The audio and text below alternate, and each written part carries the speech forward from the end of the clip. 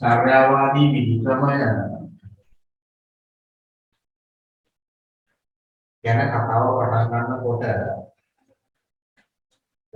මේක මුලින්ම කියන්න ඕන කතාව තමයි චර්යාවාදී විධික්‍රමය කියලා කියන්නේ නූතන විධික්‍රමයක්.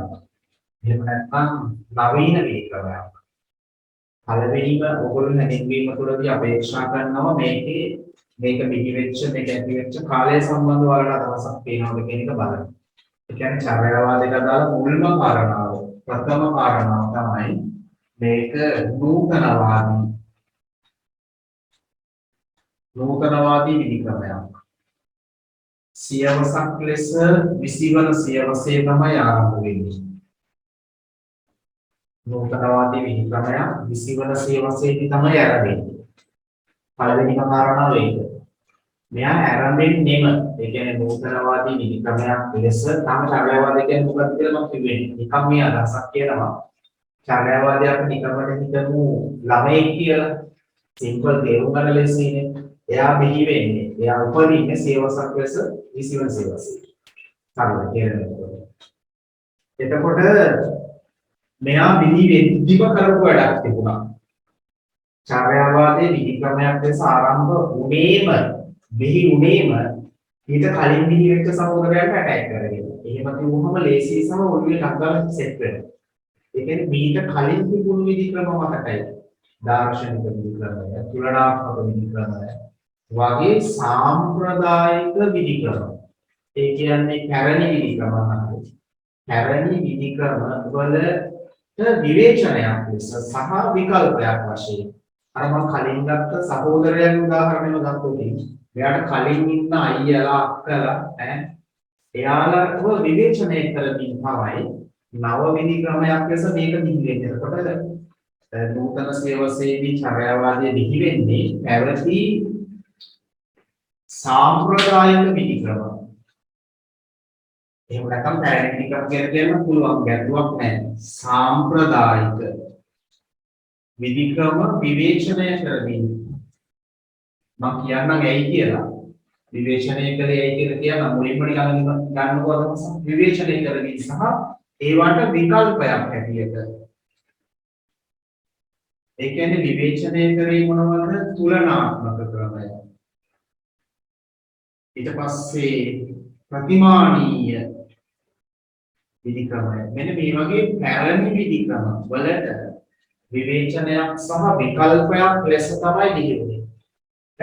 ඇයි මේව විවේචනය කළේ කියන ප්‍රශ්නේ නවනේ. නිකම්ම දේවල් විවේචනය කරන්න බෑ නේද? අදහසක් හේතුවක් තියෙන්නේ. හේතු නැතිවත් විවේචන කරන්න පුළුවන්. එහෙම විවේචන කරන්න තියෙනවනේ. හැබැයි ශාස්ත්‍රීයව යම් දෙයක් විවේචනය කරනකොට ඒකට අදාළ හේතුවක් තියෙනවා. ඇයි කියන ප්‍රශ්නේ. මේ සාම්ප්‍රදායික විධික්‍රම මේ වෙද්දිත් අපි ඉගෙනගෙන තියෙන සාම්ප්‍රදායික විධික්‍රම විවේචනය කළේ ඇයි කියන ප්‍රශ්නයට උත්තරයක් හොයනකොට මෙන්න මේවයි තිබුණු යම් ආකාරයක ඌනන තත්ත්වයක් නේ. ඌනන තත්ත්වයක් කියන්නේ සාමාන්‍ය භාෂාවෙන් කියනවා නම් ලියද්දී ඌනන තත්ත්වයක් කියලා ලියමු. මොකද විද්‍යාවක් නෙමේක. ඌනන තත්ත්වයක් කියන්නේ අඩුපාඩු. එහෙම නැත්නම් දුර්වලතා නිසා තමයි මේව විවේචනයට ලක් වුනේ. ඒ කියන්නේ සර් එතකොට චර්යාවාදය ප්‍රතිමානීය විධික්‍රමයේ තුල ඌනන තත්ත්වයක්. එහෙම නැත්නම් අඩුපාඩුකම් දුර්වලතාවයන් සරල කරනවා නම් දුර්වලතාවයන් කව විසින් දැක්කද? චර්යාවාදයේ විසින් දැක්කා. චර්යාවාදී විධික්‍රමය විසින් පෙන්වුවා. එතකොට මොනවද ඒ ඌනන තත්ත්වයක්? මොනවද අඩුපාඩු? මොනවද නොහැකියාවන් කියලා එකක් දෙකක් මම මෙතනදී කියන්නම්. මේවා තුල තිබුණු ප්‍රධානම ප්‍රශ්නේ තමයි මේවා ගොඩක් ඈතයි. මේවා ගොඩක් ඈතයි විද්‍යාවට. ඒ කියන්නේ විද්‍යාත්මක භාවය කියන කාරණාවට ගොඩක් ඈතින් මේවා තිබුණේ. ඒ කියන්නේ සර් නිරීක්ෂණ හරි පරීක්ෂණ හරි නිගමන. ඔව් නිරීක්ෂණ පරීක්ෂණ තුලින් නෙමෙයි නිගමන වලට එළඹුණේ සාම්ප්‍රදායික විධික්‍රමය තුලදී. පැරණි දේශපාලන විද්‍යා අධ්‍යයනයන් තුල නිරීක්ෂණ පරීක්ෂණ සහ නිගමන තිබුණේ නැහැ. තිබුණත් ඒවායේ විද්‍යාත්මක භාවය හරි පරිස්සමින් ඉගෙන ගන්න ඕන කතාවක්. ඒවායේ විද්‍යාත්මක භාවය තිබුණේ බොහොම ප්‍රාථමික මට්ටමක. ගොඩාක් වෙලාවට ඔයාලට මතකයි මෙන්න මේ ප්‍රතිමානීය ප්‍රවේශය කියන දාර්ශනිකකම තමයි සිතා ගැනීම මත සිතා ගැනීම කල්පිත නේද කල්පිත මත තමයි ගොඩනගලා තිබුණේ විද්‍යාත්මක පදනමක් තිබුණේ නැහැ අනහරි. එතකොට මෙයා දරුණු විවේචනයක් එක්ක කරා දේශපාලන විද්‍යාවේ විද්‍යාත්මක භාවයට ලොකු ප්‍රශ්නයක් තුලනාත්මක ප්‍රතිමානීය තව තියෙනවා පැරණි නිර්දේශ තුල තිබුණා ඓතිහාසික ක්‍රමය වගේ විධික්‍රම තිබුණා පැරණි විධික්‍රම හැටියට සාම්ප්‍රදායික විධික්‍රම හැටියට ඒව තුල තිබුණු ලොකු ප්‍රශ්නයක් තමයි ඒ විද්‍යාත්මක භාවය. කවුරු හරි අහනවා නම් මොනවද විද්‍යාත්මක භාවය කියලා කියලා ඒ ලෙවල් මට්ටමට ලොකු නෙමෙයි උසස් පෙළ මට්ටමට නිරීක්ෂණ පරීක්ෂණ තුලින් නිගමන වලට එළඹෙන්නේ නැත්නම් ඒක එහෙම වෙවි කියලා විශ්වාස කරලා හිතලා මුලින් නිගමනයට එළඹිලා යම් යම් අධ්‍යයනයන් කරනවා නම් අපට සරලව කියන්න පුළුවන් මෙතන විද්‍යාවක් නැහැ. එතන තියෙන විශ්වාසයක්. එහෙම වෙයි කියලා හිතන එකක්. ඉතින් මෙන්න මේගොල්ලෝ ළඟ තිබුණේ ඒ වගේ තත්ත්වයක්. ඒ නිසා මෙන්න මේ ඌනන තත්ත්වය නිසා අඩුපාඩු තත්ත්වය නිසා 20 වන සියවසේදී පැරණිව විවේචනය කරමින් නව විධික්‍රමයක් ලෙස කලෙදී වහිනවා චර්යාවාදී විධික්‍රමය. එතකොට මෙයාලගේ විද්‍යාත්මක භාවය තිබුණාද? ඔව්. මෙයාලට කොහෙන්ද විද්‍යාත්මක භාවය ආවේ? ඒක ප්‍රශ්නයක් නේ. මෙයාලට අහම්බෙන තුන්වෙනි හතරවෙනි ළමයි එකපාරට ඉන්ටෙලිජන්ට් වෙන්න, පට්ටම දක්ෂ වෙන්න. මේ පට්ට ගෝණ උදාහරණ වලින් උගන්වන්නේ මොකද මේ? ඒතකොට පාඩම ලේසි. අයියත් මෝඩයි, අක්කත් මෝඩයි, මල්ලි පට්ට ඉන්ටෙලිජන්ට්, පට්ටම දක්ෂයි නේද? එහෙම වෙලා තියෙනවනේ සාමාන්‍යයෙන්. දැන් මේක කොහොමද එහෙම උනේ? මේකට විද්‍යාත්මක භාවය ආවේ කොහොමද? මම හැමදාම කියන කතාවක් තියෙනවා. ලෝකේ යම් යම් කාලවල වලදී එකිනෙක අධිපතිධාරී මතවාද මෙහි වෙනවා. ඔබට චූටි නුගලට තේරෙන භාෂාවෙන් කියන්න. ඒක සිම්පල් වලට දාන්න. එක එක කාලවල වලදී පට්ටම බොහොම උදාහරණයක් නේ. ඒක උදාහරණ කිසිසේත්ම එකකට එකක් සමාන වෙන්නේ නැහැ. ඉතින් පාඩම ඔළුවට දාන්න ඕන නිසා තේරුම් කරගන්න ඕන නිසා මේක බොහොම උදාහරණයක් කියනවා. මොකද බොහොම උදාහරණේ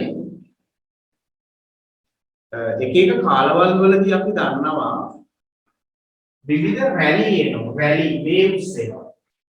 ට්‍රෙන්ඩ්ස් එනවා. රැලි එනවා. ලෝකෙත් එහෙම රැලි ආපු යුග තිබුණා. බුද්ධිමය රැලි. ඒවට ඒ රැලි සමහර වෙලාවට ඒ අධිපතිධාරී රැලි බවට පත් වෙනවා.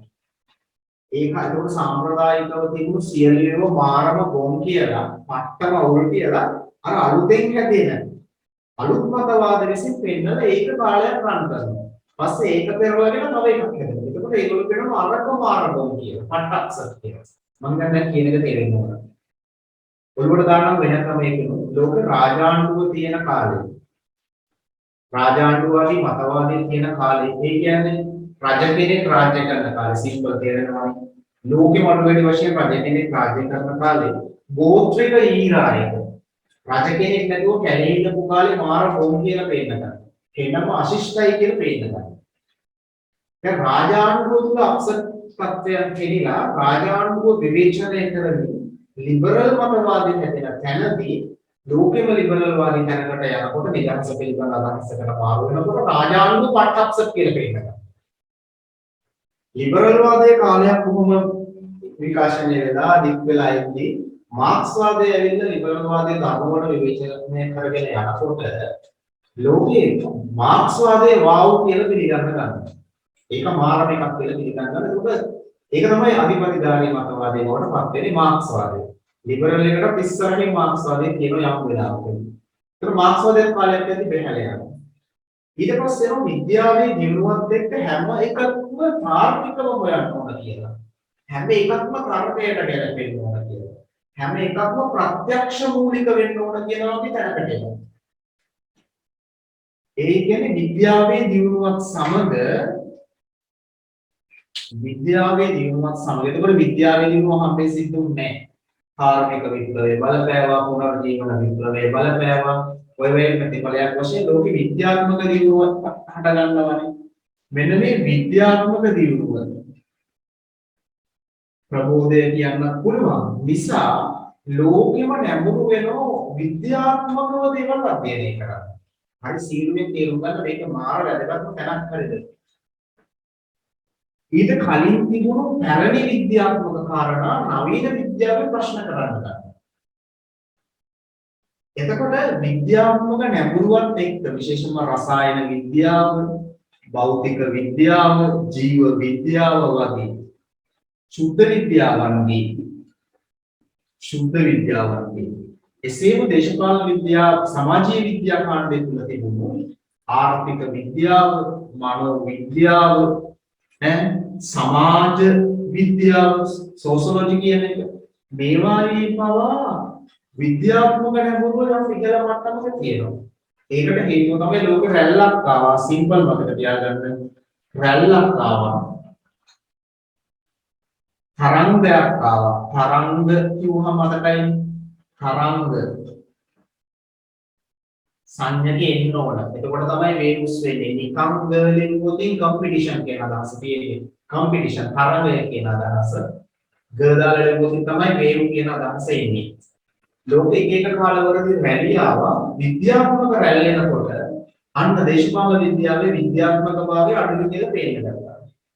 කලාප රැල්ලක් කියනවා. ඊට පස්සේ මනෝ විශ්ලේෂණවාදයේ කියලා අලුත් රැල්ලක් හටගන්නවා. ඒකවල ලෝකයේ එක කාලවල වලදී එකින් එකට වෙනස් රැලි එනකොට අලුත් දෙයක් නෙමෙයි.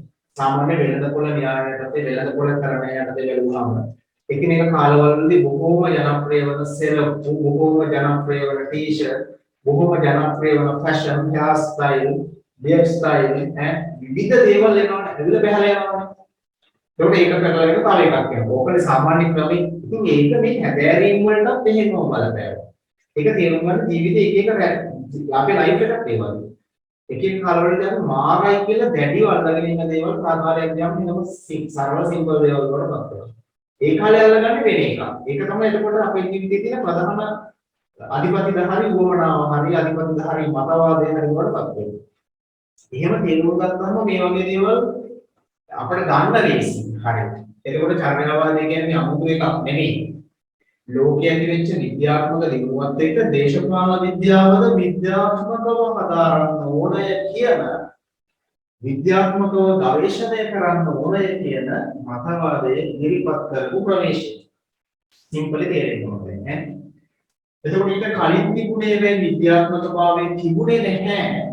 කාට සාපේක්ෂවද? චර්යාවාදයට සාපේක්ෂව. ඒක නිසා ඒගොල්ලෝ විවේචනය කරා මේ දේශපාලන විද්‍යාවේ බර හැල්ලු වෙන්න පවා ඊට කලින් තිබුණු මේ සාම්ප්‍රදායික ප්‍රවේශ බලපෑම. දැන් ඒ ගැන අදහසක් දෙනකොට මොකක්ද නූතනවාදී ප්‍රවේශයක් විසිවන සේවසේදී හැදෙන්නේ? කොහොමද හැදෙන්නේ? පැරණියව විවේචනය කරමින් හැදෙන්නේ? තාතුලට යනවා නම් තාගැඹුරට යනවා නම් ඇයි විවේචනය කරන්නේ? ඒ වගේ විද්‍යාත්මක භාවයේ තිබුණේ නැහැ. ඇයි තිබුණේ නැත්තේ? නිරීක්ෂණ පරීක්ෂණ නිගමන තුලින් නෙමෙයි හැදෑරීම් කරේ. එහෙනම් කොහොමද කරේ? සිතා ගැනීම කල්පිත මතයි කලේ පැහැදිලි වෙනවා. සිම්පල් වැඩේ උඩට දාගන්න පුළුවන්. හරි. එතකොට ලෝකයේ ඇති වෙච්ච විද්‍යාත්මක දියුණුවත් එක්ක ජීව විද්‍යාවේ, රසායන විද්‍යාවේ, භෞතික විද්‍යාව, සමාජීය විද්‍යා කාණ්ඩය තුල පවා මේ ශුද්ධ විද්‍යාවේ සමාජීය විද්‍යාවන් තුල පවා ආර්ථික විද්‍යාවේ, මනෝ විද්‍යාවේ, සමාජ විද්‍යාව සෝෂියොලොජි කියලා කියන්නේ ඒවායේ පවා විද්‍යාත්මක භාවය යම් ඉහළ මට්ටමක තිබුණා. දේශපාලන විද්‍යාවට වඩා යම් ඉහළ මට්ටමක තිබුණා. සාපේක්ෂව හොඳ මට්ටමක තිබුණා.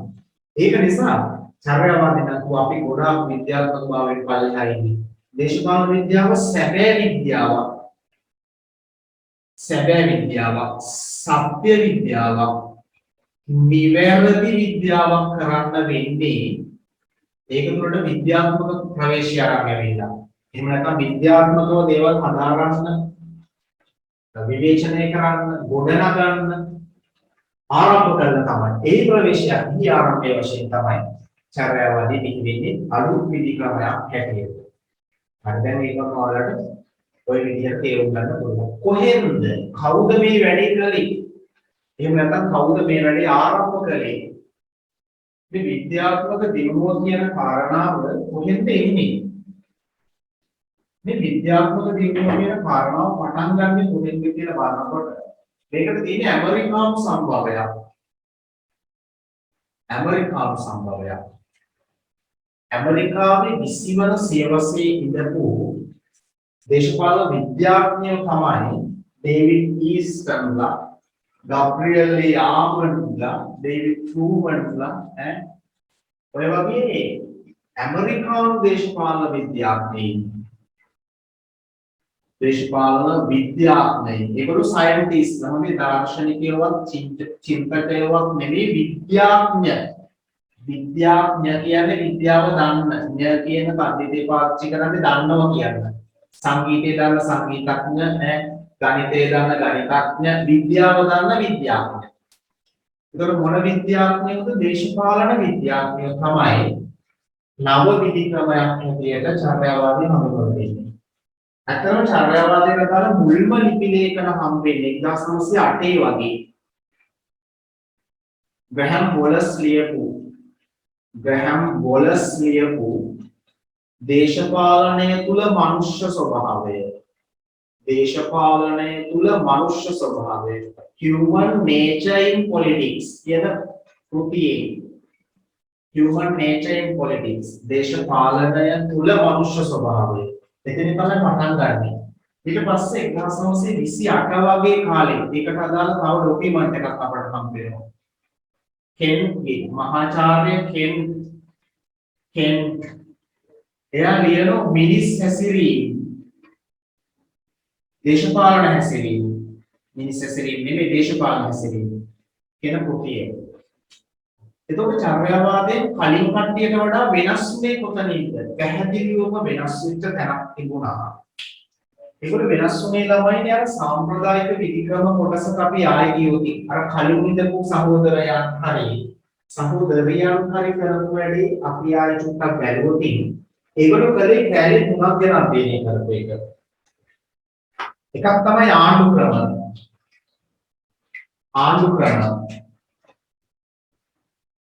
ආණ්ඩු ක්‍රම ගැන අධ්‍යයනය කළා.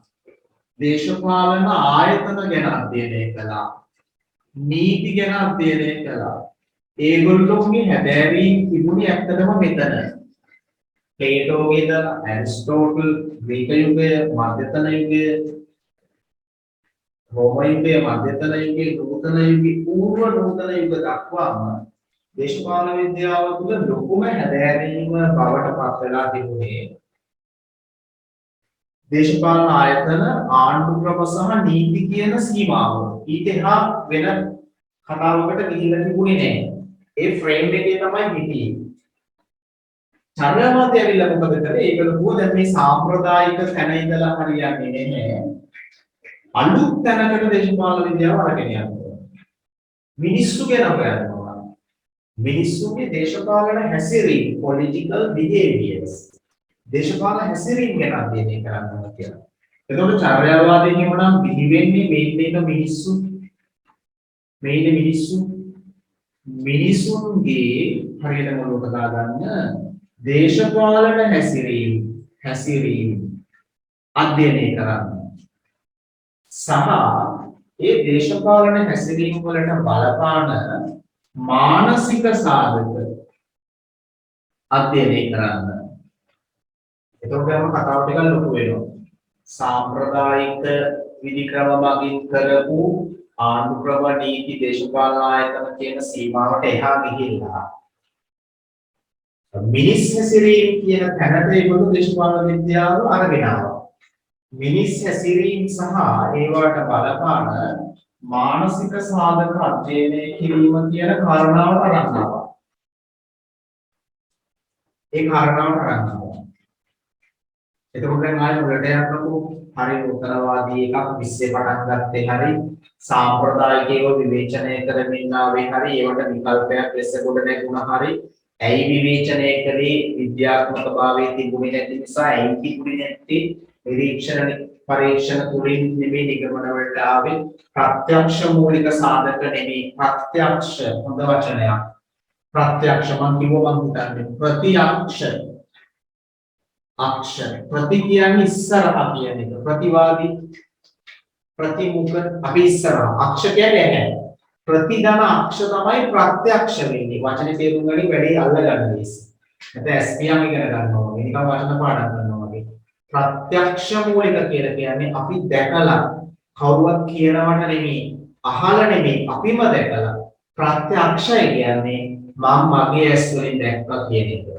දැන් මට ඒක ප්‍රත්‍යක්ෂය කියන්නේ මම මගේ ඇස් වලින් දැක්ක විසන්දිය තමයි ප්‍රතිදම අක්ෂ ප්‍රති කියන්නේ ඉස්සරහා ඇහැ ඉස්සරහා වෙච්ච දේවල් වලට කියනවා ප්‍රත්‍යක්ෂ මූලිකයි හිතාගෙන නෙමෙයි මනෝ මූලිකයි නෙමෙයි මනසින් හිම වේගී කියලා විතර නෙමෙයි ප්‍රත්‍යක්ෂ මූලිකයි පරීක්ෂණයක් කරලා නිරීක්ෂණය කරලා ඒකෙන් නිගමනය දැක්කා ඒක තමයි ප්‍රත්‍යක්ෂ මූලිකයි කියන්නේ අරව මනෝ මූලිකයි මේව මනෝමූලිකයි. ගොඩක් වෙලාවට මෙයා විවේචනය කළේ ඇත්තටම තුලනාත්මක විධි ක්‍රමයකට වඩා. මෙයාගේ විවේචනයේ එළවුනේ දාර්ශනික ප්‍රවේශයක. ඒක තනිකරම මනෝමූලිකයිනේ. ෆැන්ටසියක්නේ හිතින් හොඳයි කියලා හිතාගෙන එතෙන්ට යන පාත් එක හොයපු එකනේ කලේ. ප්ලේටෝගේ පරමාදර්ශී රාජ්‍ය, මාක්ස්ගේ විද්‍යාත්මක කම්යුනිස්ට් සමාජය, තෝමස් මෝර්ගේ උටෝපියාව. ඔයාලට මතකයි මම ඒක කතා කළා වගේ. මෙයා ඊට හාත්පස විරුද්ධයි.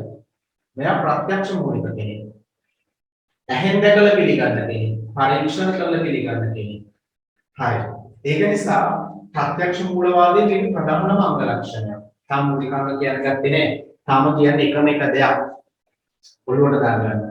සාම්ප්‍රදායික ප්‍රවේශිත තැනට වඩා ලොකු අඩියක් තිබ්බා. මෙයා හිටියේ මෙතන, මෙයා මෙතෙන් ආවා. මිනිස් හැසිරීම අධ්‍යයනය කරන්න ඕන කියන තැනට ආවා. ඒවට බලපාන මානසික සාධක අධ්‍යයනය කරන්න ඕන කියන තැනට ආවා. එතකොට චර්යාවාදයේ හිමනම් මිනිස් හැසිරීම, දේශපාලන හැසිරීම මිනිසුන්ගේ සහ ඊට බලපාන මානසික හැසිරීම අධ්‍යයනය කළ යුතු යැයි කියන තැනින් ප්‍රවේශයක්. හරි. මෙයාලා දේශපාලන විද්‍යාවට මොකක්ද උනේ?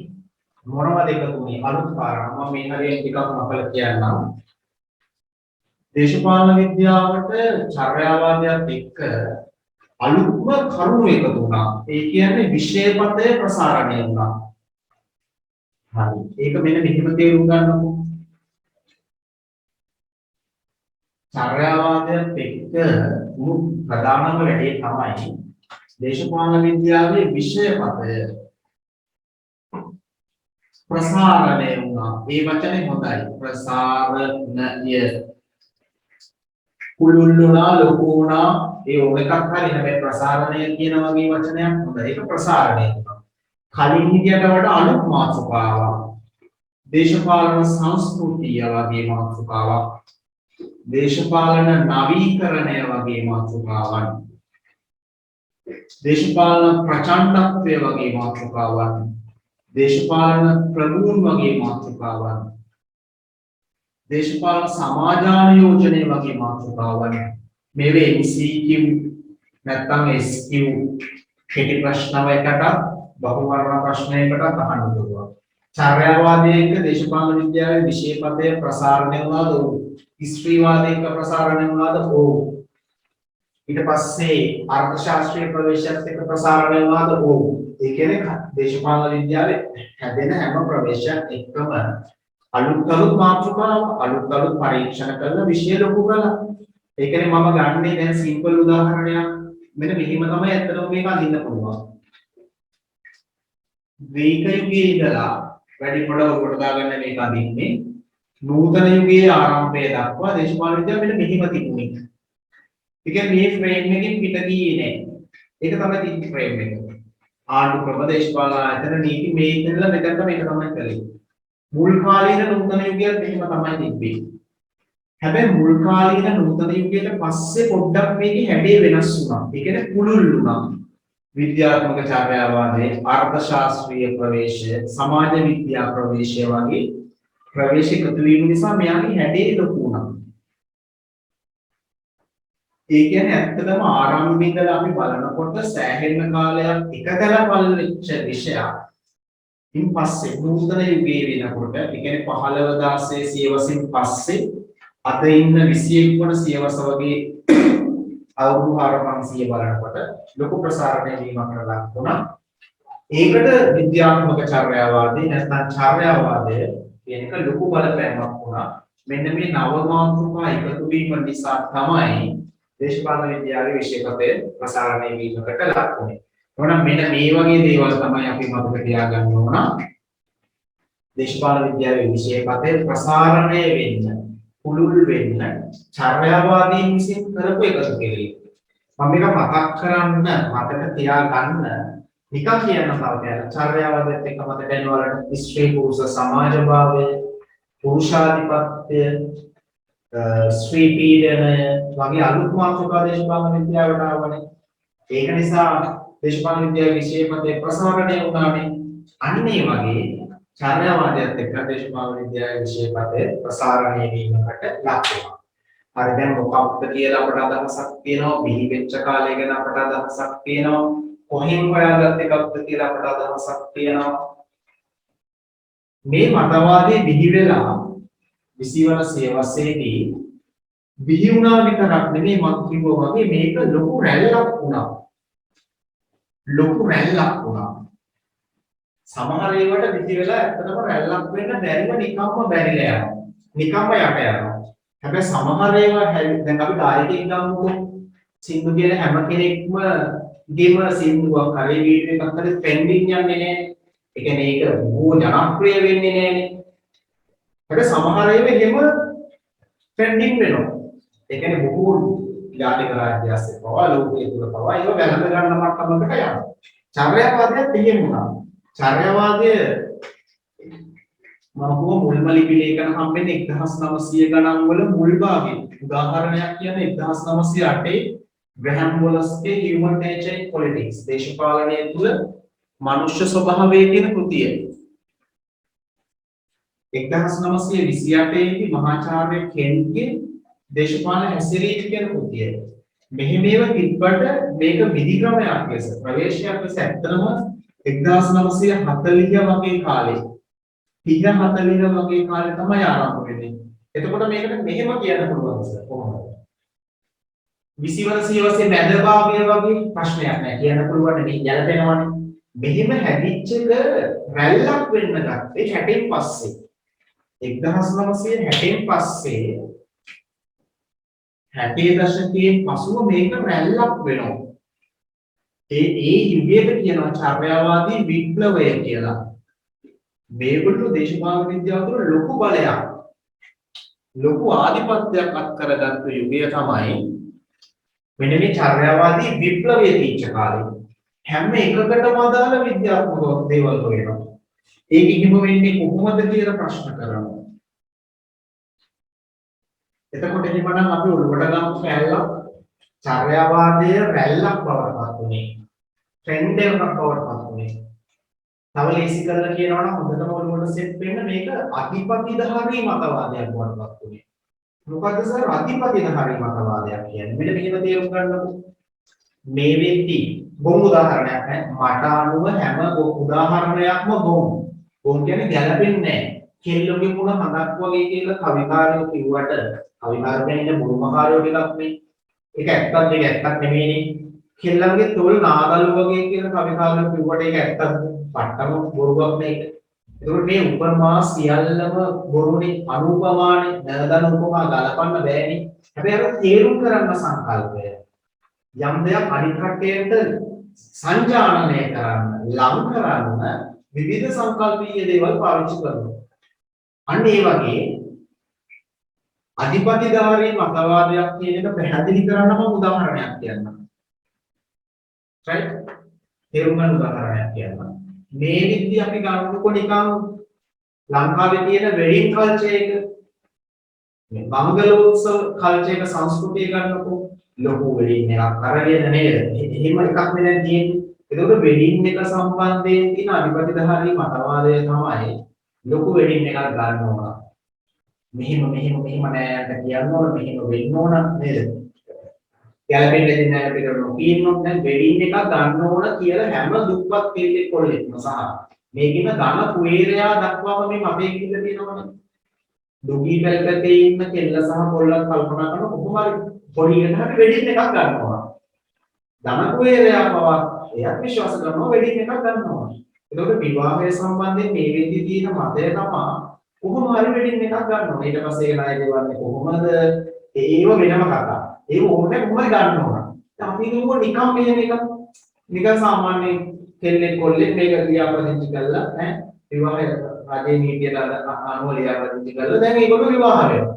දැන් ඒක හරියන්නේ. ඒක මදි. තේරෙනවද? අර අධිපතිධාරී මතවාදයේ දරණ කට්ටිය. අර ඒගොල්ලෝ වෙඩින් එකක් ගත්තේ නෑ. එහෙම. ඒගොල්ලෝ එහෙම නේද? ඇත්තටම දැන් ඒක හදපු එකක් නේ. වික්ටෝරියානු කල්චර් එක ලංකාවට එන්න කලින් බටහිර ක්‍රමයේ සංස්කෘතිය ලංකාවට එන්න කලින් එහෙම වෙඩින් සංස්කෘතියක් තිබුණේ නැහැනේ.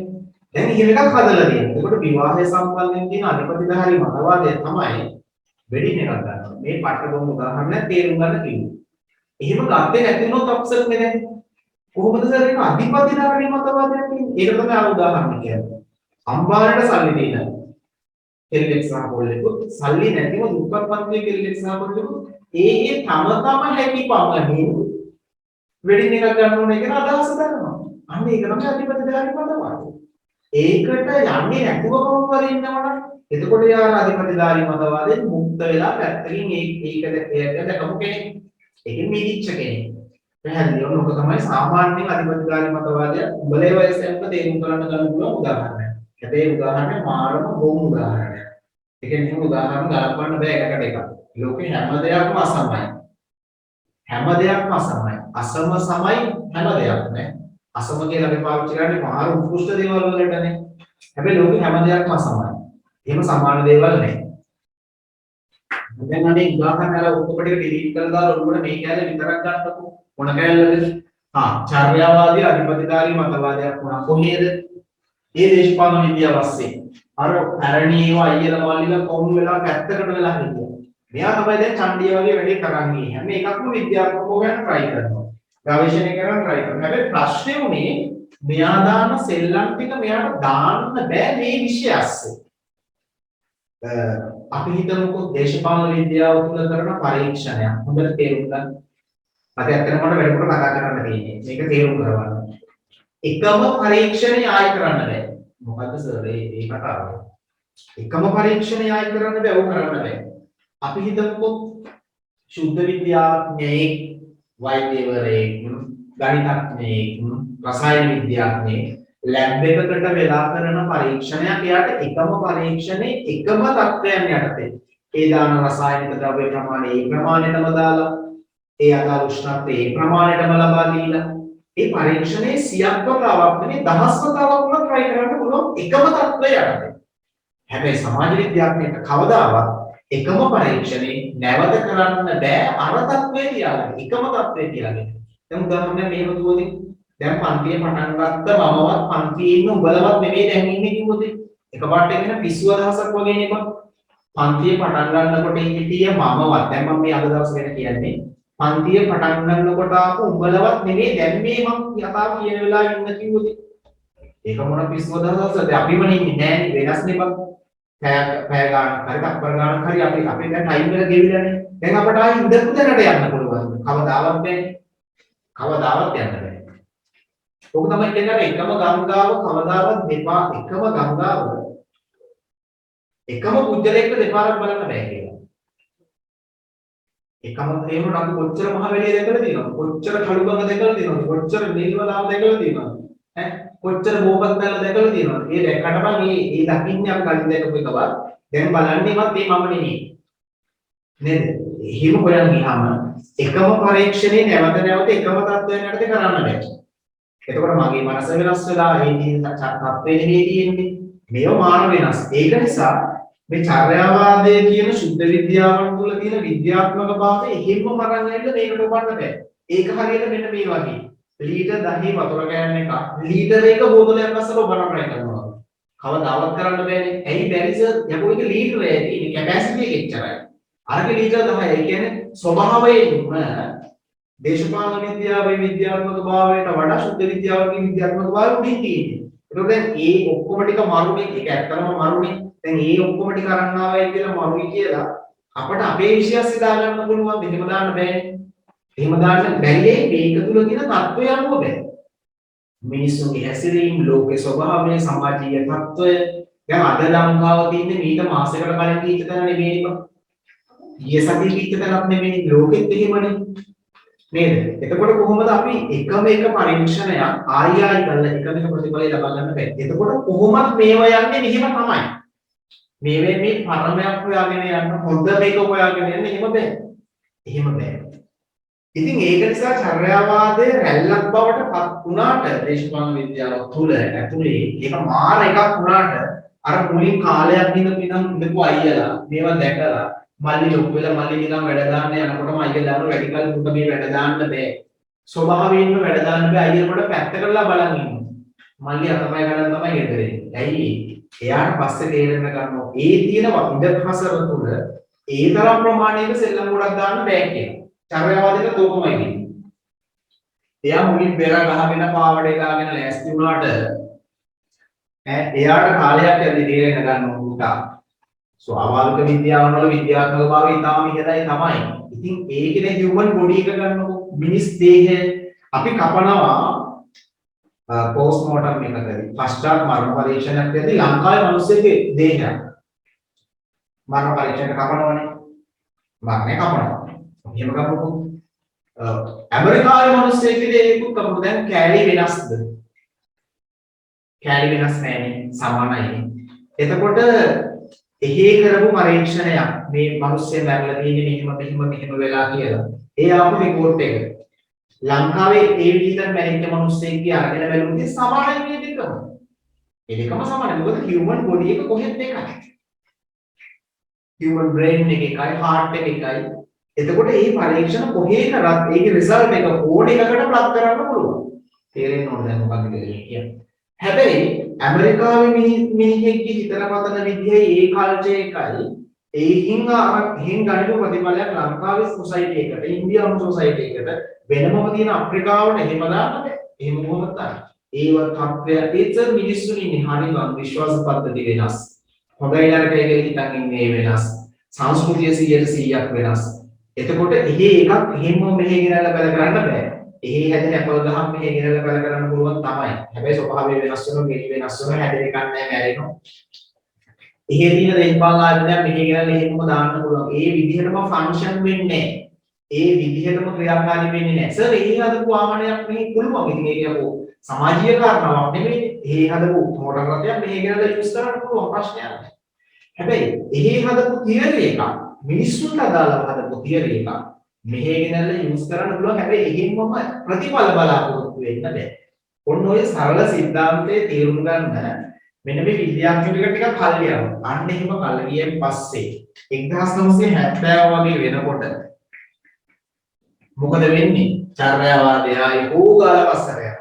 ඒ කියන්නේ චර්යාවාදයේ කියන තරම් විද්‍යාත්මක භාවය, ඒ සුද්ධ භාවය දේශපාලන විද්‍යාව තුළ තියාගන්න බැහැ. ඇයි බැරි? සොසයිටි එකෙන් සොසයිටි එකට, සමාජයෙන් සමාජයට, රාජ්‍යයෙන් රාජ්‍යයට, මිනිහකින් මිනිහට, පද්ධතියෙන් පද්ධතියට, දේශපාලන ආයතනයෙන් ආයතනයට මේව වෙනස්. නානත්ත කාය නානත්ත සංඥා කියන තමයි බුදුන් වහන්සේ දේශනා කරේ. ඒ කියන්නේ චර්යාවාදයට වඩා බුදුන් වහන්සේගේ දේශනාව ඉස්සරහින් තිබුණා. එයාකෝ එක්කෙනෙක් වෙනස්.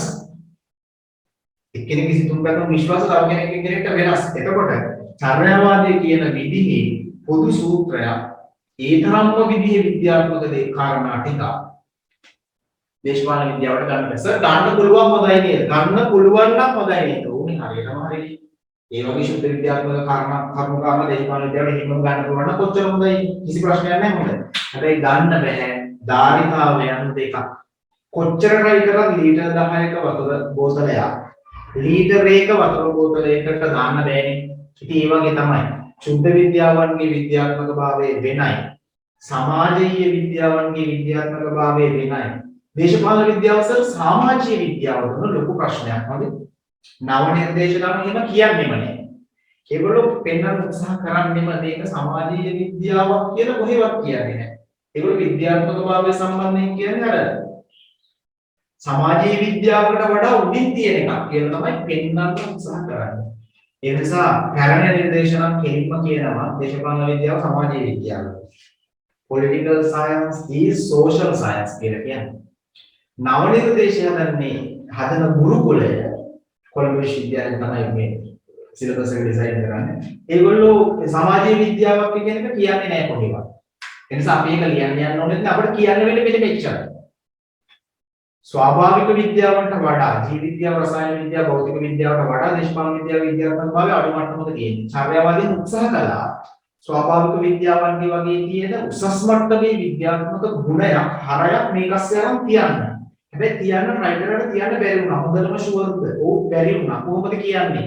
1930 පටන් අරන් 60 දී මේක රැල්ලක් වුණා. හැබැයි රැල්ලක් වෙලා ඒ රැල්ල වැඩිකල් තියෙන්නේ 70න් පස්සේ බහැලා යනවා. 70න් පස්සේ ආයි උඩට එනවා ප්‍රතිමානීය ප්‍රවේශය, දාර්ශනික ප්‍රවේශය. උදාහරණයක් කියන්නකෝ. 1962 දී ජෝන් රෝල්ස් රචනා කරපු යුක්තිය පිළිබඳ න්‍යාය. යුක්තිය කියන සංකල්පය යුක්තිය පිළිබඳ න්‍යාය කියන කුටිය තමයි හොඳම උදාහරණය. දැන් සරලව මෙච්චරයි. චර්යාවාදයේ ලොකු ගේමක් ගහන්න try කරා කාලයක් ඇතුළතම ගේමක් ගහන් හිටියේ හැබැයි යම් කාලයකදී ඒක කඩාගෙන ගෙනගෙන බිමට වැට්ටා. චර්යාවාදයේ විප්ලවයක් දක්වා ගියා අධිපතිධාරී මතවාදයක් බවට පත් වුණා. දේවල් විද්‍යාත්මකව හදාරන්න ඕන කියලා කිව්වා. ගොඩාක් ලොකු කතා කිව්වා. ලොකු කතා කියපු ගොඩක් 70 දශකයෙන් පස්සේ ඒක බැහැලා ගියා. right දැන් තාම අපිට හරියටම මේක තේරෙන්නේ නැහැ සර්. හරි මම කියනවා. දැන් මොන මොකක්ද කියලා දන්නවා මොනවද අධ්‍යයනය කරේ කියලා දන්නවා කොයි කාලෙද කියලා දන්නවා කොහෙන්ද ආවේ කියලා දන්නවා ඒගොල්ලෝ කරන්න හදපු වෙනස ගැන අදහසක් තියෙනවා හරි වෙනස ගැන අදහසක් තියෙනවා දැන් මේකේ ලක්ෂණ මොන වගේද එහෙම නැත්නම් මූල ධර්ම චර්යාවාදය හඳුනාගන්නේ කොහොමද මොනවද යාලා කරන්න හැදුවේ මෙන්න පළවෙනි පළවනම මූල ධර්මයේ චර්යාවාදී ලක්ෂණ පළවෙනිම ලක්ෂණය තමයි එක මිනිසුන්ගේ සහ මිනිස් කණ්ඩායම් වල මේක පුද්ගලයෙක් මේ ටීම් එක හැසිරීම අධ්‍යයනය කළා දේශපාලන හැසිරීම අධ්‍යයනය කළා ඒක හරි දේශපාලන හැසිරීම අධ්‍යයනය කළා දෙක මේගොල්ලෝ උත්සාහ කරා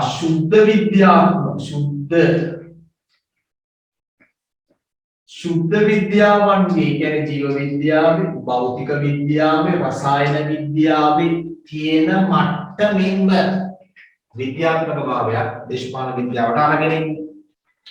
ඒක ඒගොල්ලෝ දීපු එක උත්සාහයක් ඒක ඒගොල්ලෝගේ මූල ධර්මයක්. තුන තමයි සිතා ගැනීම බැහැර කළා නිරීක්ෂණ පරීක්ෂණ තුලින් නිගමන වලට එළඹෙමු කියලා කිව්වා. නිරීක්ෂණ පරීක්ෂණ තුලින් නිගමන වලට එළඹෙමු සිතා ගැනීම මනෝමූලික තත්වයන් බැහැර කරමු කියලා කිව්වා. සිතා ගැනීම නෑ මනෝමූලික තත්වයන් ඒව බැහැර කරමු කිව්වා. හතර प्रत्यक्ष मूलवादी एक प्रत्यक्ष मूलवादी का वचन है हम ये सब ये පැහැදිලි කරා ආනුභවික පරිේශන කරන කිව්වා ආනුභූතිකවාදය වස්තුන් ගෙනල්ල බලලා ඇස් දෙකෙන් දැකලා නිරීක්ෂණ පරීක්ෂණ කරලා නිගමන වලට එළඹෙනවා ආනුභවික පරිේශන प्रत्यक्ष मूलवादी පරිේශන तार्किक යථානුභූතවාද තාර්කික කියන්නේ තනිකරම ලොජික් ඕන. එහෙම වේවි කියන්න බෑ. යථා කියන්නේ යථාර්ථය අනුභූතිකවාදය. තාර්කික යථානුභූතවාදයේ මත පදනම් වුණා. මේ තුනම කියන ප්‍රත්‍යක්ෂ මූලවාදයේ මත පදනම් වුණා. ආනුභවික පරිශ්‍රණ සිද්ධ කළා. තාර්කික යථානුභූතවාදයේ මත පදනම් වුණා. මේ චර්යාවාදී මේකේ අනිත් පැත්ත තමයි එහෙම වේවි කියලා හිතාගෙන මේක කරමු. සිතා ගැනීම ප්‍රථමයෙන්ම නිගමනයට ලැබීම ඒ වගේ දේවල් වල අනිත් පස තමයි චර්යාවාදී නියෝජනය කරේ. පුද්ගල හැසිරීම වලට බලපාන මනෝමූලික තත්වයන් ඒක නම් එනම වැදගත්. මනෝමූලික තත්වයන් මිනිස්සුන්ගේ හැම චර්යාවකටම බලපාන හිතල කරන පොඩි කාලේ විද්‍යාපන්තියේ ගුරුතුමා ඔයාලට කියලා දෙනවා ඉච්ඡානුගත ක්‍රියා සහ අනිච්ඡානුගත ක්‍රියා. හිතල කරන ඒවා සහ නොහිත කරන ඒවා. දැන් අපි ඇහිපිය ගහන එක. සර් එක හිතල ගහන වෙලාවලුත් තියෙනව නේද? තියෙනවා. එහෙම වෙලාවක් තියෙනවා නේද? එහෙම නැතුව නිකන් අපි සාමාන්‍යයෙන් අපේ S පිහාට වැඩ කරන්නේ හිතලා නෙවෙයි නේද? ඒක හිතලා කරන වෙලාවලුත් තියෙන එක හරියි. ඒක අනිච්ඡානුගත ක්‍රියාවක්. ඒකට ලොකුවට මනස සම්බන්ධයෙන් ඒක විද්‍යාසර්වික කතා කරනකොට මට ඒක ඉච්චර කියන්න තේරෙන්නේ නැහැ. අපි ඒක හිතලා කරන්නේ නැහැ කියලා නම් අපි දන්නවා. හිතලා කරන වෙලාවලුත් තියෙන ඒක සංස්කෘතික කාරණාවක් නේද? ඒවට කියන්නේ සිග්නේචර්ස්. ඒවා යම් දේවල් හින්ට් කරන දේවල්. එහෙම ගොඩාක් සංකේත තියෙනවා. ගොඩාක් සයිනින් තියෙනවා. සිග්නේචර්ස් තියෙනවා. ඇස්, අත්, පාද ඔය නේද? ගොඩක් දේවල් තියෙනවා. හරියට අපි වෙනම දවසක් කතා කරමු. දැන් මනෝමූලික සාධක බලපානවා වෙන ඡන්දේ දාන්න ගියාම යම් දේශපාලන තීරණයක් ගන්න ගියාම අපේ අවශ්‍යතාවයන්ට කොහොම ගොඩක් වෙලාවට බලපාන්නේ මනෝමූලික සාධකය. අපි අපිට හොඳයි කියලා හිතන ෆෝන් එක අපි ගන්න හිතන් ඉන්න ලැප්ටොප් එක සහ අපි ඕනයි කියලා ඒ හැම දෙයකටම මේක බලපානවා. අපි ආහාරයට ගන්න දේවල් ඊට පස්සේ අපි ගන්න බැලුම් මේවා ඔක්කොම බලපාන්නේ මානසික තත්ත්වය. අපි හරි කියලා හිතන්නේ ගන්න දේ. අපි ගන්න තීරණත් එහෙමයි. එතකොට අපේ තීරණ අපේ හැසිරීම වලට බලපාන්නේ ඇත්තම මනස. මේ මනෝමූලික සාධක අධ්‍යයනය කරමු කියලා තමයි මේක යෝජනා කරන්නේ. මොනවට බලපානද? දේශපාලන හැසිරීම සඳහා බලපාන මනෝමූලික සාධක අධ්‍යයනය කරමු. හොඳ යෝජනාවක්. ප්‍රශ්න දෙන්නේ කරලි වලට ගන්න බෑ. ඇයි? එක දේශපාලන හැසිරීමට මිනිස්සුන්ගේ විශ්වාස පද්ධතිය මිනිස්සු හරි කියලා හිතන් ඉන්නේ මොකද වෙන්නේ? ඒව වෙනස් වෙනකොට ඒවල පරීක්ෂණය කළා, නිරීක්ෂණ කළා, නිගමන කළා සූත්‍රයක් හදලා තියන්න බෑ. දැන් අපි දන්නවා උඩ දැම්මම බිම වැටෙනවා. පොදුයි ලෝකෙම පිළිගන්නවා. දෙකට දෙකක් එකතු කරාම හතරයි ලෝකෙම පිළිගන්නවා. පොදු සූත්‍රයක් හදලා බය නැතුව තියන්න පුළුවන්. කාටවත් අභියෝගයක් ලක් කරන්න සාමාන්‍යයෙන් බෑ. උඩ දැම්මම බිම් වැටෙනවා කියන අයිසෙක් නිව්ටන්ගේ මට මතකයි හැටියට නිව්ටන්ගේ තමයි. ඔව්. ඒක මතක හැටියට නිව්ටන්ගේ මට ෂුවර් නෑ. එහෙම කියනවා. එතකොට මේ තියරි එක ඇපල් ගෙඩිය කතාව අපි දන්නවනේ. ඒක ලෝකෙම පිළිගන්නේ නැහැ. දෙකට දෙකක් එකතු කරාම හතරයි කියන එක ලෝකෙම පිළිගන්නවා. සාමාන්‍ය වතුර බොයිල් වෙන්න ගන්නේ. නටන්න ගන්නවා කියලා අපි අම්මලා කියන්නේ. 90ට 100ට එහා රත් වුණාම. එහෙම තමයි වෙන්නේ. ජලය ෆ්‍රීස් වෙන්න ගන්නේ, මිදෙන්න ගන්නේ. බිඳුවට එහා ගියාම. ඒකෝ ඒව හැමෝම පිළිගන්නේ. ඒක තමයි තර්කණය. ඒව හදලා බලනකොට සූත්‍රවලස කියන්න පුළුවන්. හැබැයි දේශපාලන හැසිරීම වලට බලපාන මනෝමූලික සාධක සූත්‍රයක් අසලා කුඩියද තියන්න පුළුවන් හොල්ලන්න බැරි වෙන්නේ. තියන්න බෑ. තියලා ඊළඟ මොහොතේ මං අද ඡන්දේ දානවා මෙයාට මගේ මනස මෙහිමයි. හෙට වෙද්දි මගේ මනස එළිලා මාරවුලක් කරේ එන්නම දෙන කොහොමඩක් කරේ කියලා මට ආයෙත් එන්න ගන්නවා. නේද? එතකොට එහෙම පොදු සූත්‍රයක් හදලා තියන්න බෑ. මේගොල්ලෝ කරන්න try කරා හොඳ වැඩක් හැබැයි කරන්න අමාරුයි. ඉතින් අපි මේ වගේ වැඩ මොන තරම් කරනවද? හරි. අනිත් ලක්ෂණය තමයි මේගොල්ලෝ මූලිකාංගය තමයි නිවැරදිභාවය 100%ක් නිර්වද්‍යතාවය 100%ක් තහවුරු කරගත්ත කරුණු තමයි දත්ත තමයි data තමයි පරීක්ෂණ සඳහා යොදාගත්තේ. අපි දැන් තීරණ ගන්නකොට අරය කිව්වා මෙයා කිව්වා අපි දන්නේම නැහැ නේද? අපි හොයලා බලලම නැහැ. Facebook එකේ තිබුණා YouTube එකේ තිබුණා ඒ වගේ ඒවාට දැන් අපේ තීරණ ගැනීමේ ක්‍රියාවලියට ලොකුට බලපාන TV එකේ ගියා හතරේ තිබුණා වගේ ඒවානේ ඒව 100% නිවැරදිද කියලා කරලා අපට හොයන්න වෙලාවකුත් නැහැ හොයන්නෙත් නැහැ අපි හැබැයි මේගොල්ලෝ එහෙම කරේ නැහැ. මෙයාලගේ යෝජනාව තිබුණේ 100% නිවැරදිම දත්ත තොරතුරුත් එක්ක තමයි අපි යම් හැදෑරීමක්, යම් නිගමනයක්, යම් විවේචනයක්, යම් විග්‍රහයක් කරන්න ඕනේ කියලා. ඒ නිසා චර්යාවාදය කියලා කියන්නේ එක අතකට විද්‍යාත්මක භාවයත් එක්ක මාර ළඟින් බැඳිච්ච කෙනෙක්. ගොඩක්ම ළඟින් බැඳිච්ච කෙනෙක් නේ. හරි. ඔන්න ඔය වගේ කාරණා ටිකක් එක්ක තමයි අපි චර්යාවාදය ගැන කතා කරන්නේ. මේක මම උත්තරේ ගොඩනගන හැටි ඔයාලට කියලා දෙන්නම්. ඉතින් මෙන්න මෙහෙම. ඔය මම කියපු කාරණා ටික, දත්ත ටික තව තියෙනවද සර්? තව ඔය තමයි චර්යාවාදයට දාලා කතා කරන්න පුළුවන්. ඕන තරම් පුළුවන්. උසස් පෙළ ලියන දරුවෙක්ට ටයිම් එකත් එක්ක තරගයක් තියෙනවා. චර්යාවාදීව පැය තුනේම ලියන්න බෑනේ. එහෙම ලියන්න බෑ. ඒකෝනේ මේ හොඳටම ප්‍රමාණවත් ඈ. මුලින්ම කරන්න ඕනේ මේ උත්තරේ ස්ට්‍රක්චර් එක දෙන්නේ, බොඩි එක දෙන්නේ. කියනවා මම මේ හැඳින්වීමක් ලියන්න.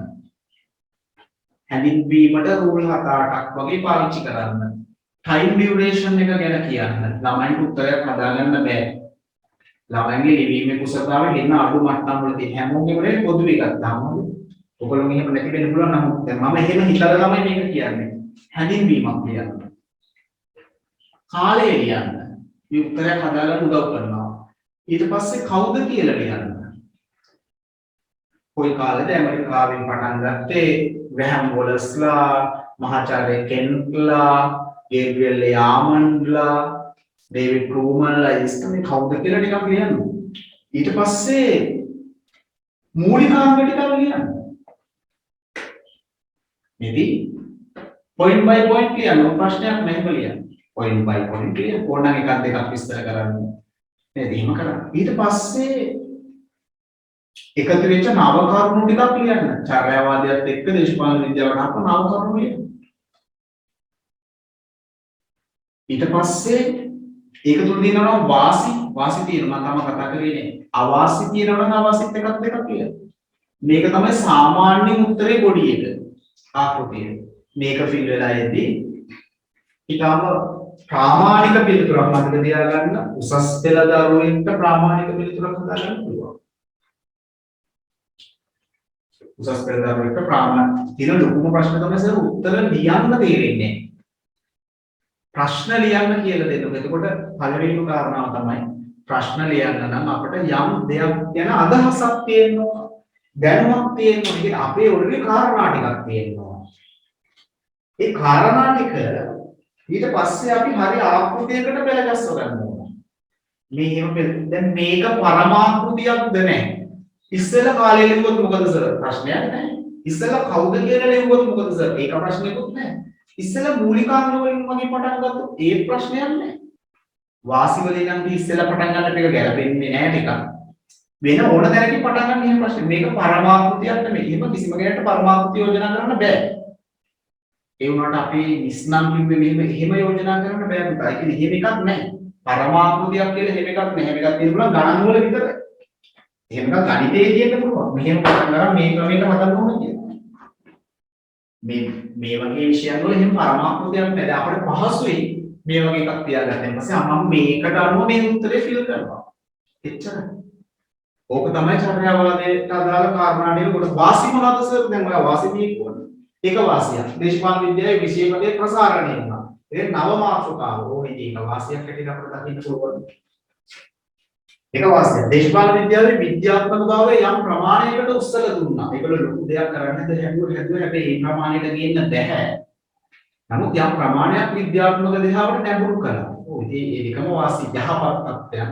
ඒවට හොඳ වචන තියෙනවා කියන භාෂාවෙන්. ඒක ප්‍රතිජානාත්මක ලක්ෂණ. මොනවද? ප්‍රතිජානාත්මක ලක්ෂණ. උත්තරය ගොඩනගනකොට අපිට උත්තරේ හොඳ විද්‍යාත්මක භාවයකින් ලියන්න ලස්සන වචන පාවිච්චි කරන්න පුළුවන්. විද්‍යාත්මක වචන පාවිච්චි කරන්න පුළුවන්. වාසි සාධනීය තත්වයන් මේ දෙකටම වඩා ඉස්සරහින් තියෙන්නේ චර්යාවාදයේ තුල තියෙන ප්‍රතිජානාත්මක ලක්ෂණ සාධනීය ධනාත්මක ලක්ෂණ නිෂේධනීය කියන්නේ ප්‍රතිජානාත්මක කියන්නේ අනිත් පැත්ත. ඒ කියන්නේ ඍණාත්මක තත්වයන්. හරි. එතකොට මේකේ තුල තියෙන අවුල් සහගත තත්වයන් තියෙනවා. මොනවද අවුල්? එක අවුලක් තමයි මේක මුළු ලෝකෙට එහෙම විශ්වීය නැහැ. ටක්කල් පොයින්ට් එක කියනවා විශ්වීය නැහැ. ඇමරිකාවට හදපු එකක් මෙහෙ ගෙනල්ලා බෑ. එහි පරීක්ෂණයක් මෙහෙම දාන්න බෑ. මෙහෙ එකක් මෙහෙම දාන්න බෑ. එතකොටම විශ්වීය නැහැ. මිනිස් ඇසින් කොහෙත්ම විශ්වීය වෙන්න බෑනේ. ඒ කියන්නේ විශ්වීය නැහැ. එකක් තමයි විශ්වීය නැහැ. දැන් අරගොල්ලෝ ආණ්ඩු ක්‍රම සම්බන්ධයෙන් හදපු එකක්. ආණ්ඩු ක්‍රමයක් කැබිනට් ක්‍රමයේ වඩා මිනිස්සුන්ට ළඟයි ප්‍රජාතන්ත්‍රවාදී භාවයෙන් වැඩිය කියන එක ජනාධිපති ක්‍රමයේත් එක සංසන්දනය කරාම ඒක ඇත්තක් නේ. යම් ඇත්තක් තියෙනවා. එතකොට ඒක මෙහි වෙනත් උනරට කැබිනට් ක්‍රමයක් හැදුවොත් ඒ සූත්‍රය හැමතැනටම පොදු විදියට පුළුවන්. හැබැයි මේකේ එහෙම විශ්වීය භාවය අඩුයි. right? දෙක තමයි මේගොල්ලෝ අනවශ්‍ය විදිහට සුද්ධ විද්‍යාවන් එක්ක සෙට් වෙලා ඒගොල්ලෝගේ දේවල් මේකට ඇදගෙන ඇවිල්ලා මේකට විවේචනයක් කියනවා. ඕගොල්ලෝ දේශපාලන විද්‍යාවේ ස්වාධීනතාවය නැති කරනවා. ඒක මාරු එකක් මම හරියට. දැන් සාමාන්‍ය කුලෙන් පිට විවාහ දෙන්නේ නැහැ නේ මම කැපුවක් දෙන්නේ නැහැ කියලා කියන්නේ. දැන් කෙල්ලෙක් හරි කොල්ලෙක් හරි යාළු වෙලා ගෙදර ඇවිල්ලා අම්මත් එක්ක හරි තාත්තත් එක්ක හරි කිව්වොත් සාමාන්‍යයෙන් වැඩවසම්වාදී පෞල් සංස්කෘතියක නම් එහෙම නැත්නම් සාමාන්‍ය පෞලකට එහෙම වෙන්න පුළුවන් හරිද? කොල්ල දැකලා නැහැ. එහෙම නැත්නම් කෙල්ල දැකලා නැහැ තාම. කොල්ල හරි කෙල්ල හරි දැකලා නැහැ. අහන කොහෙද ඔය? එහෙද? පැත්ත කිව්ව ගමන් කියන ඕකුණ්ඩ නම් කැපුවක් දෙන්නේ නැහැ. ඒක කුමාරකේසයක් මේ කොල්ල දැකලත් නැහැ. එහෙම නැත්නම් මේ ගෑනුගරින් දැකලත් නැහැ. ඕකුණ්ඩ නම් දෙන්නේ නැහැ කියලා අම්මාට තාත්තට කියනවා. කොහොමද කියන්නේ? කුලෙන් පිට මං කාස්ට් එකෙන් පිට. ඒ වගේ මේගොල්ලෝ ඉතින් කියනවා දැන් සමාජ විද්‍යාව කියන කුලකයස්සේ නෙමෙයි මෙයා පෝෂණය වෙන්නේ. සුද්ධ විද්‍යාව කියන කුලකයස්සේ. මේ විද්‍යාවන් අතර බෙදුම් තියෙනවානේ මම මේ මොන අයියල ලොකු අයියා ගැහුවා නේද? දැන් මේ ලොකු කතා ඉතින් ඔයාලට වැදගත් නැහැ. ඒක අතර මම සාමාන්‍ය උගන්වන්න ගන්නකොටම හිතා ගන්නවා මේ විශේෂ පිට දේවල් කියන්නෙම නැහැ කියලා. දැන් අපිට මේ දවස්වල YouTube හරි Facebook හරි බලනවා වෙනනම් අම්බාට ලොරි ටෝක් දෙනවානේ. ගුරු තමන්ගේ වැඩේට එහා ගිහලා විශේෂයෙන් එහා ලොකු ටෝක්. මේ ප්‍රශ්න දෙක තුනක් අහලා ඩිංගාලෙම දාන්න පුළුවන්. ඒ කියන්නේ කිසිම පදනමක් නැතුව ඈ. එහෙම ලොකු ටෝක් මම සාමාන්‍ය පටන් ගන්නකොට එහෙම ලොකු ටෝක් දෙන channel එකක් අපේ රෙනම තියෙන ඒකේ අපි ඒ ටෝක්ස් දෙනවා මේ ඉබ්බන්නත් දෙන්නේ නැහැ. ඒ කියන්නේ දෙන්නේ නැහැ කියන්නේ එහෙම උන්ට පොඩුට අදාළ නැහැ නේද මම මේ කියන්නේ. හරි නෑ. නමුත් පුට බලන්නකො සුද්ධ විද්‍යාව. මේ සමාජීය විද්‍යාව. දැන් ලෝකේ විද්‍යාවන් කියලාම දෙකට තුනකට බෙදලා ඉවරයි ඈ. දැනුම මත ලෝකයේ බෙදලා ඉවරයි. බටහිර දැනුම, ආසියානු දැනුම, පෙරදිග චින්තනය, අපරදිග චින්තනය, බටහිර වෛද්‍ය විද්‍යාව, පෙරදිග වෛද්‍ය විද්‍යාව ආයුර්වේද බෙදලා ඉවරයි හොගා. නර්තනය ගත්තා තුන්දරට පහතරට සමරගමු යාර හොඳයි මේක හොඳයි අර ඉවරයි මාෂල් ආර්ට් ගත්තත් එහෙමයි හැම එකම බෙදලා තමන්ගේ කාර්යය කියලා තමයි try කරන්නේ. මේක තියෝගේ සීන් නෑ. දැන් මෙහා පෝෂණය වෙන්නේ රසායන විද්‍යාව, ජීව විද්‍යාව මේගොල්ලෝ ගහන ඩෝන් ගාලා මෙයාට පාර ඔයා අරයත් එක්ක läගලාවනේ. ඔය අරයගෙන්නේ ලොකු උනේ. ඒක නිසා අපට අපේ ස්වාධීනතාවයට හානි වුණානේ. කාගේ ස්වාධීනතාවයටද? අපි 2500ක් රැකගෙන ආවා. දේශපාලන විද්‍යාවේ ස්වාධීනතාවය. ඔයා අරයත් එක්ක ජොයින් වෙලා ඒක නැති කළා කියලා. ඒක අර කුල ભેදේ වගේ එකක්. ප්‍රාදේශීය ભેදේ වගේ. දැන් නුවරුන් සාමාන්‍ය පාතේන්ට විවාහ දෙන්නේ නැහැ නේද? දැන් නම් ටිකක් අඩුයි ඒක. දැන් නුවරුන් දැන් පාතේ ඉඳන් අපි ආවා නාමල් පූජා කරන්න දලදා හාමුදුරුවනේ පාතමාලයට වගේ.